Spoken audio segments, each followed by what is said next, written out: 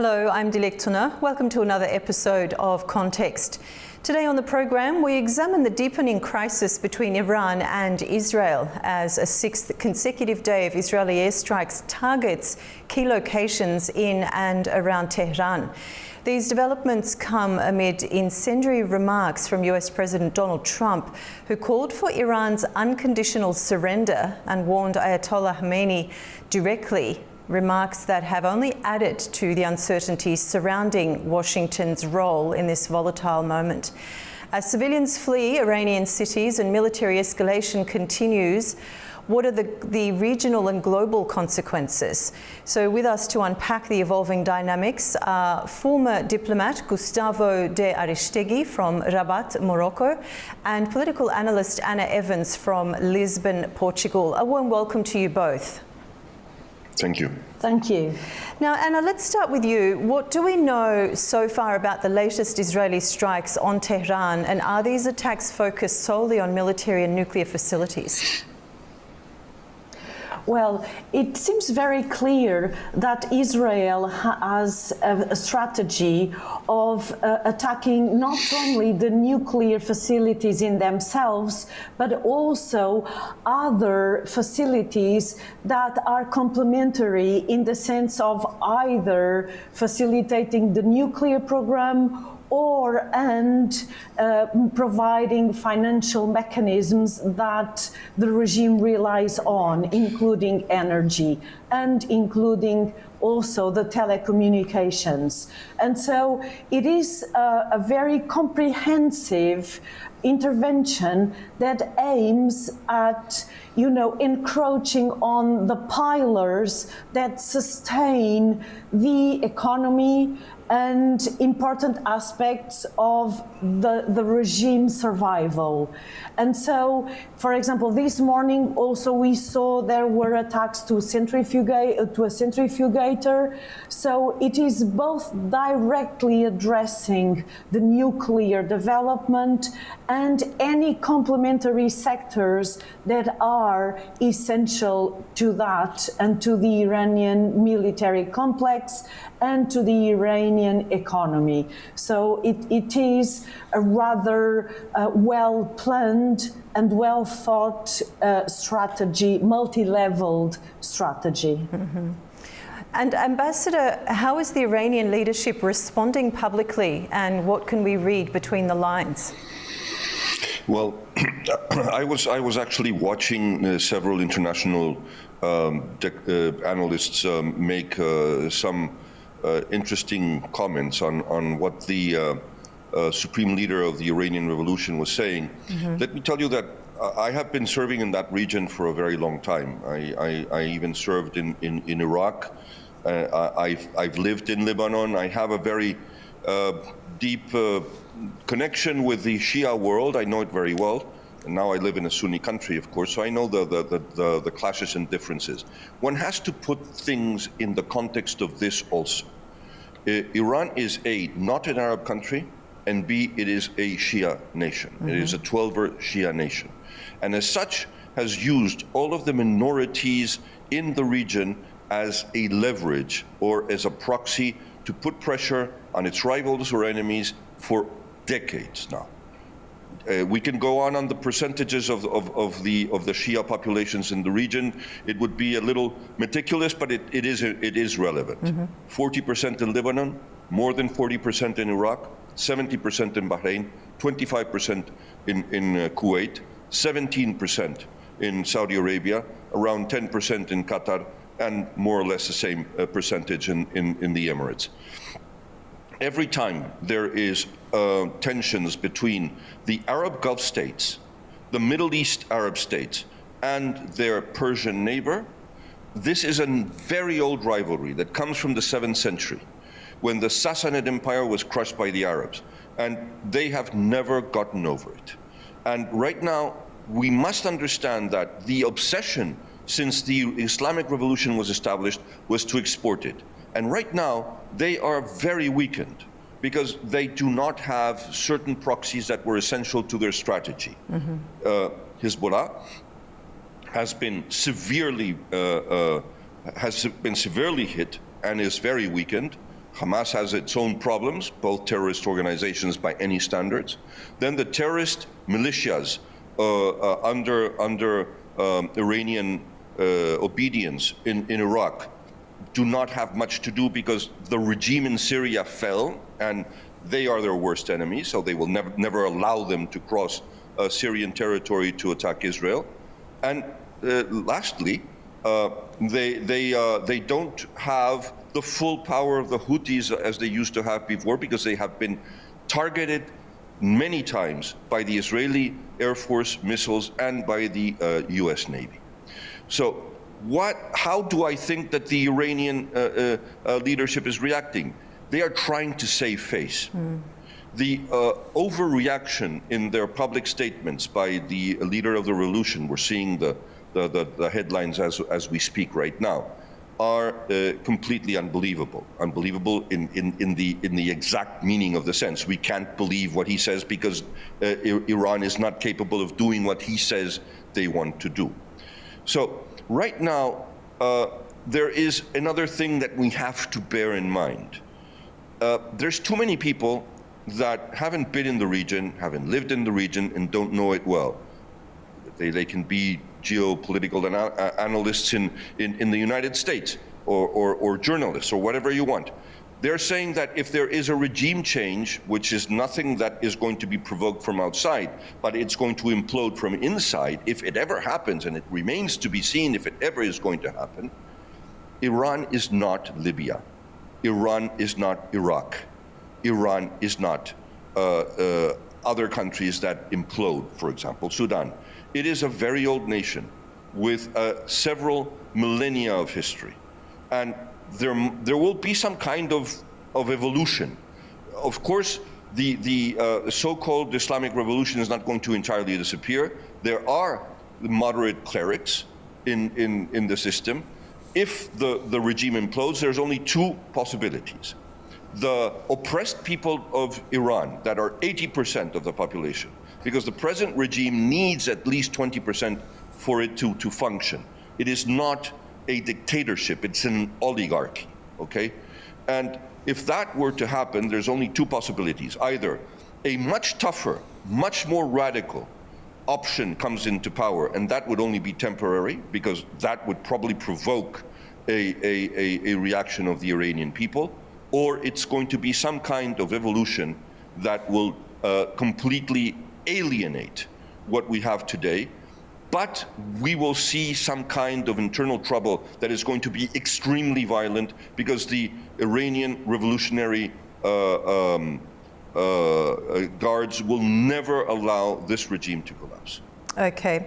Ambassador, I will certainly want to come back to the proxies that you mentioned, the Hezbollah and Hamas and their loss of power, but we'll come back to that a little later on. Anna, President Trump's statements have raised eyebrows internationally. How do you interpret his language, particularly the threat aimed at Ayatollah Khamenei? Well, we always take President Trump's messages with a grain of salt. However, there are some very clear elements here that should be taken into account. And the first one is that President Trump uses the word we. So he says we have, open airspace, we have total superiority, we know where Khamenei is, etc.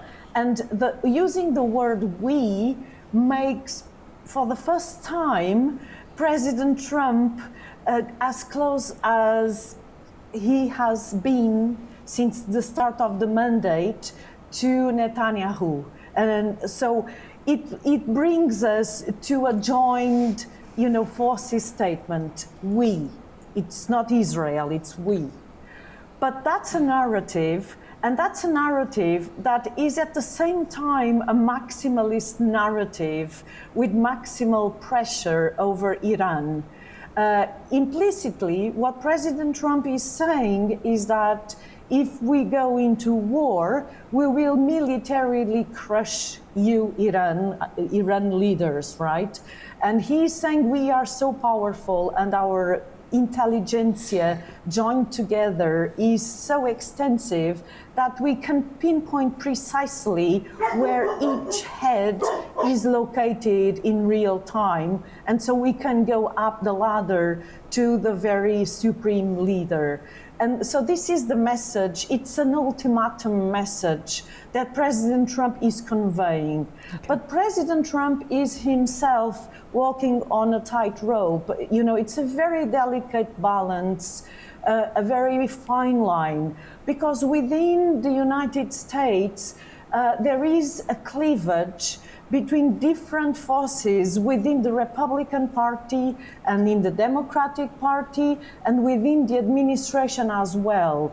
We know that all the electoral campaign that President Trump conducted was based on the idea that the United States wanted out of major conflicts, including in the Middle East and Ukraine. And making America great again, the famous MAGA, is an expression of that foreign policy premise. And a number of Republicans do not agree at all that President Trump might, join the intervention and risk bringing the US into war. And we know that there are a set of legislators, both Democrats and Republicans, that are aiming at the legislative package that might impede some real intervention. But at the same time, President Trump is placing the big Navy ships and the arsenal, in the Arabian Sea and in everything in the region is prepared for any sort of decision, whatever it will be. And that makes sense. So it makes sense that President Trump is showing that the US is ready to act, but that does not mean that it is willing to act. Okay. And so these are two different things. Okay. And President Trump needs to, to thread this balance. Okay, now perhaps Ambassador, you could elaborate a little bit more on what Anna said last. Despite the air of ambiguity, what do you make of the US military build-up in the region? Is Washington signaling potential involvement or attempting to deter wider escalation? In reality, what I think is happening is here that the president hasn't yet made up his mind. The president, I will use a phrase of someone that I cannot quote, but he allowed me to use the phrase. He is a former American congressman who is a very close friend of President Trump. And he said many times that Trump mustn't be taken literally, but must be taken seriously. And I think it's one of the most brilliant definitions of what people don't do with Trump. People tend to do exactly the opposite. People tend to take him literally, but not seriously. Trump is saying always that he is not in the business of war. He's not in the business of prolonging war. He's not in the business of provoking war. He's in the business of ending war. War is not good for stability, is not good for the economy, is not good for prosperity. So he's very reluctant to join in. And actually, the attitude and strategy of Prime Minister Netanyahu has been to try to insinuate in the world scene that the Americans have been implicated, that the Americans have been participating even in the first wave of attacks. Let me clarify very briefly some technical matters that will immediately show that the Israelis have been doing this very much on their own, except, of course, for the satellite intelligence that they've been receiving from the United States, as is almost constant. It doesn't need to be during war. It always happens.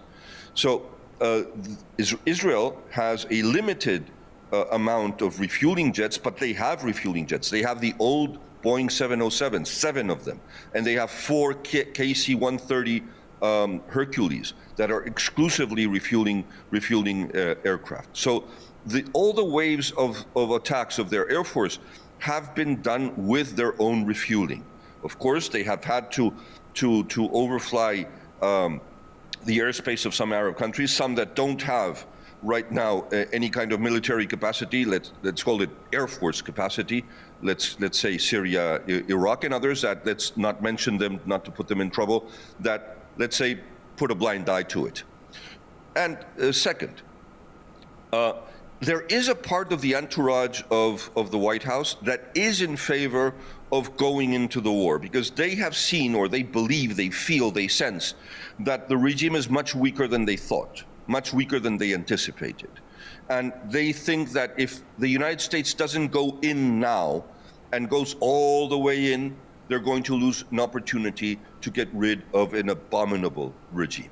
Right now, the only reason why the Israelis have not been able to affect the deeply interred, the deeply dug in nuclear facilities is because they do not have the super big bunker buster bomb, which is the GBU-57, a 30,000 pound bomb that can penetrate up to 80 meters of concrete, rock, or sand. And the Israelis have other bunker busting bombs of the GBU family that they used, for example, to eliminate Nasrallah and his hierarchy in the bunkers in Beirut. Mm-hmm. But this is a completely different kind of bomb. And the only way to get rid of the nuclear capacities of Iran is by using them. So right now, the buildup in different parts, part of it is standard. Let's see. The aircraft carrier that has moved to the eastern Mediterranean is a part of the 6th Fleet, which is based in the Mediterranean. And it normally goes there when Israel is in trouble, and it's part of the drill. And the other two, there is in the Gulf, in the Persian Gulf, there is the 5th Fleet that has a base in Bahrain. But they have moved the fleet of the Pacific into the Arabian Sea. So there's basically 3 fleets right now in the theater of operations. 3 fleets that have a fire capacity, each one of them, that is the equivalent to a powerful Army, Navy, Air Force of any country in the world. And I think that right now, while President Trump decides if he's going to is going to get his country implicated or not, it is trying to send a message of force to the Iranian regime. And they know that they are no match. Right now, they don't have a serious navy, and they practically have nothing that they can throw at the air. I mean, all of the F-14s that they had from the Shah's times were destroyed yesterday, as we saw. Mm-hmm. Okay. And Anna, the ambassador referred to the proxy powers in the region earlier. What does the response or non-response of Iran's regional proxies tell us in this scenario? And what are the implications for countries like Lebanon, Iraq, and Syria, where both Iranian and Israeli proxies operate? Well, I completely agree with what the ambassador has said. And, you know, the fall of Syria has been the great piece in the Middle East chessboard, the great pillar that crumbled and made all this possible, because the Syrian corridor, which operated under Assad, is not now operational in the sense of supplying the resources that Hezbollah in southern Lebanon and Hamas through mediators were getting. And as the ambassador also mentioned, Israel has attacked the Houthis in Yemen several times and decreased their capacity. And of course, Hezbollah, we also know that Hezbollah was decapitated by Israel, and Israel also dismantled a great deal of its resource capacity. And of course, this happened as a consequence of the October 7th attacks. So the attacks by Hamas on October 7th, gave the engine start for this wiping out of the proxies surrounding Israel by Israel itself. And in Syria, Israel also established a presence that it could not have held previously, and so it kind of created a buffer in Syria. Mm-hmm. Now, the issue is that there are still militias, as we know well, in Iraq. And so Iraq is a bastion that is still standing. However, that in itself is not sufficient. Instead, it is really rather insufficient for Iran to make an offensive, which would have been possible if the Syrian regime hadn't fallen. So comparison between what the proxies could actually do realistically in operational and strategic terms at this juncture compared to what would have been the case, say, a year and a half ago. And the government in Iraq is very keen to be out of this war, because it's, again, a very delicate balance. You know, it could be a catastrophic situation inside Iraq if Iraq gets pulled into the conflict indirectly. And Iraq is in a very, very peculiar position because of its airspace. And so it's like the missiles are crossing, and Iraqians are trying to open up their umbrellas and make sure that, you know, nothing gets there in an imaginable sense, that they really don't want to get dragged into this.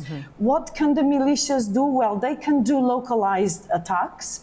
They can actually create havoc and create a real, you know, destruction in American interests and bases.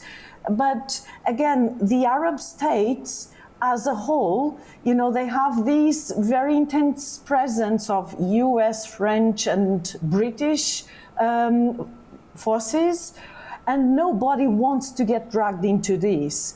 So as Ambassador was saying, you know, the cleavage between the Arab states and the Sunni and the Shia ideas are so old and so entrenched, and they've caused so many deaths in history. But the Arab states at this stage would have so much to lose if there was contagion. Okay. And the Arab states don't want turbulence. They are also authoritarian states. And so any form of contagion would be very unwelcomed at this point. Okay. Thanks for that, Anna. Now, Ambassador, we're running a little short of time, but I really wanted to ask you this question. Let's look at this from a most important environmental and human health impact. What are the health concerns from attacks on nuclear facilities? Well, that's a very pertinent question, actually. You see, the International Atomic Energy Agency is making sure that there's no leaks in the facilities that have been attacked, and so far there's no clue of that happening. So this means two things: A, that they were surgical enough to be able to prevent any leaks from happening, and B, that the essential elements of those facilities have not been affected yet. So that is for sure one of the things that needs to be taken into account. And let's not forget that Fodor, the main nuclear facility, is only 17 kilometers away from the holy city of Qom. And a lot of people have been moving from Tehran to Qom looking for a safe haven over there and for safety. And actually, if the Israeli attacks continue and this war goes on, the Fodor facility will eventually be a target. And it wouldn't be a good idea to be in Qom. In any case, I don't think that the Israeli attacks are going to touch a holy city, because they're being very careful. They do not want to have the people that are against the regime today, that amount to 80% of the population, to rally around the flag, even if it's with an abominable regime that they hate. They have been celebrating the deaths of the oppressors, of the members of the Revolutionary Guard, of the members of the army, even of the scientists. If there are if the number of civilian casualties rises, or some important monuments and artistic places of importance, the square of Isfahan, or holy places like some of the most important mosques in the country would be affected. This could change the way people feel in Tehran, and Iranian nationalism might rise again. But in any case, I want to stress again that those that are foreseeing chaos, if there is a regime change in Iran, simply do not know the country well enough. Iran is not just a cardboard nation. It is a very serious one, and the society will take over if necessary. Okay, Ambassador, thank you very much. Anna, thank you also very much for joining the program today. Thank you very much. Now, the Iran-Israel conflict has long been shaped by shadow warfare and proxy battles, but what we're seeing today is direct, visible and escalating. The global stakes are high and clarity remains elusive. As claims and counterclaims continue, our focus must remain on truth, accountability and the public interest. We'll keep tracking developments as they unfold. Until next time, thank you for watching Context.